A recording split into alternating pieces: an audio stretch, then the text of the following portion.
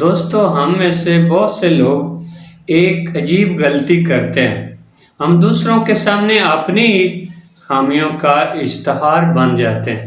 ہم سوچتے ہیں کہ اگر ہم اپنی غلطیاں خود بتا دیں گے تو لوگ ہم سے ہمدردی کریں گے، ہمیں اچھا سمجھیں گے، ہماری تعریف کریں گے۔ ہوتا کیا ہے؟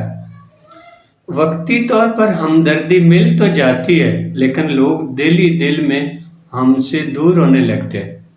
یاد رکھیے، کسی کے ذہن میں اپنے بارے میں شک کا بیج بونا ایسی غلطی ہے جیسے آپ خود بیج ڈالیں اور کدال کسی اور کو پکڑا دے کہ آؤ میرا گھر گرا دو۔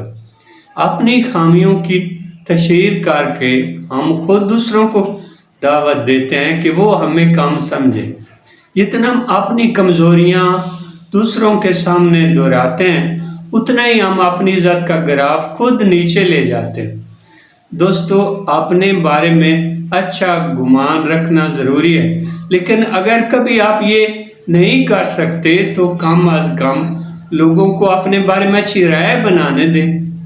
ان کی رائے خراب کرنے کی کیا ضرورت ہے؟ اپنی خامیوں کا واویلا کرنے سے بہتر ہے انہیں درست کرنے میں محنت کی جائے۔